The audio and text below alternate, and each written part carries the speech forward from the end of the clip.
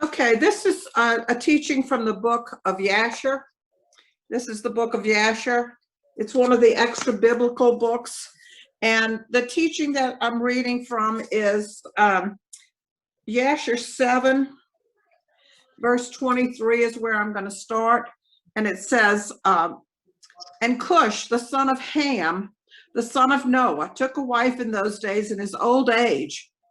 And she bare a son, and they called his name Nimrod, saying, at the time the sons of men began to rebel and transgress against God, and the child grew up, and his father loved him exceedingly, for he was the son of his old age. And the garments of skin which God made for Adam and his wife, when they went out of the garden, were given to Cush. For after the death of Adam and his wife, the garments were first of all given to Enoch. Now, Enoch was the seventh from Adam. So he was 7 generations between Adam and Enoch.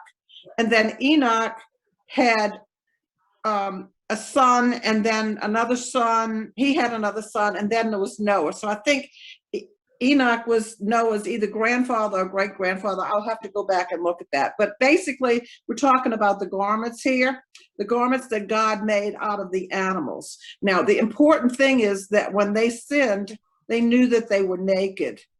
And before that, they didn't know they were naked. We don't really know what the word naked means. It could mean a lot of things, but we'll take it just in the physical sense that they saw their nakedness and they knew that they were naked. So they covered themselves with fig leaves, but then when God saw them and he talked to them, he made clothing for them out of an animal skins. And so these garments that they had were actually made by God. Now, when God made the garments, he had to slay the animal. This is before Cain and Abel. He had to slay the animal.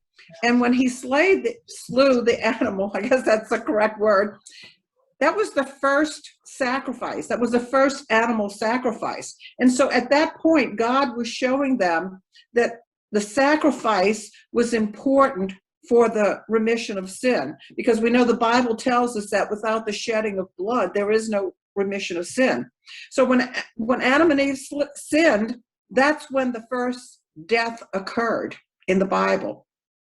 And he sacrificed those animals and showed them how the shedding of blood, which eventually was fulfilled by Jesus or Yeshua, that was eventually fulfilled, but for generations upon generations, for centuries, they were slaughtering animals and sacrificing them to God to cover their sins. So we're going to go back to the garments here, and the garments of skin which God made for Adam and his wife, when they went out of the garden, were given to Cush.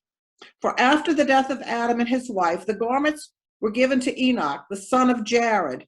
And when Enoch was taken up to God, he gave them to Methuselah, his son.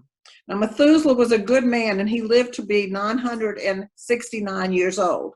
And so Methuselah had them. And at the death of Methuselah, Noah took them and brought them in the ark with him, and they were with him until he went out of the ark. And in their going out, Ham, one of the 3 sons of Noah, it was Ham, Shem, and Japheth, or Japheth. The J is not pronounced like a J, were the 3 sons with Adam and Eve in the ark. There were 8 people in the ark because they each had a wife. Noah had a wife and the 3 boys had a wife. So there were 8 people in the ark. But Ham stole those garments from Noah, his father, and he took them and hid them from his brothers. Okay, right then and there it tells you there's something devious going on, because he took it and he hid it from his brothers. And when Ham begat his firstborn, Cush, he gave him the garments in secret, it says. And they were with Cush many days. So Ham stole them and hid them from his brothers, and then he gave them to Cush, and Cush hid them. It says, and Cush also concealed them for his sons and from his sons and brothers. And when Cush had begotten Nimrod, he gave him those garments through his love for him. And Nimrod grew up, and when he was 20 years old, he put on those garments. Now, those garments had to be very special for some reason. That we don't understand exactly why, but it tells us here in the next portion, it says in verse 30, and Nimrod became strong when he put on the garments, and God gave him might and strength, and he was a mighty hunter in the earth. Yea, he was a mighty hunter in the field, and he hunted the animals, and he built altars, and he offered upon them the animals before the Lord. And Nimrod strengthened himself, and he rose up and amongst his brethren, and he fought the battles of his brothers against all their enemies round about. And the Lord delivered all the enemies of his brethren into his hands, and God prospered him from time to time in his battles, and he reigned upon the earth. Therefore it became current in those days, when a man ushered forth those that he had trained up for battle, he would say to them, like God did to Nimrod, who was a mighty hunter in the earth, and who succeeded in the battles that prevailed against his brothers, that he delivered them from the hands of their enemies. So may God strengthen us and deliver us. So as we go on, we learn that those garments were given to Nimrod. Now, it seems that Nimrod in his early days was a kind of good guy. He was working with God, and he was sacrificing to God and praising God, and God was helping him.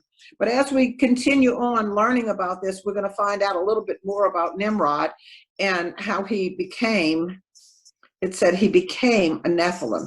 Now, he wasn't born a Nephilim, but it says he became a Nephilim.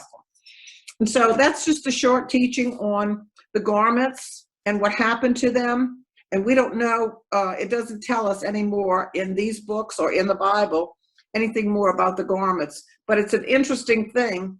And I'm just wondering if the garments had some kind of strengthening power, because it said he became very strong when he put them on. So maybe when God created those garments for Adam and Eve, he knew that they would need strength, because prior to their sin, they walked with God. They had everything provided for them. They didn't really need strength. The animals were all subject to them, but afterwards, after the sin, after the fall, they needed strength. And the Bible tells us, put on the garment of praise for the spirit of heaviness.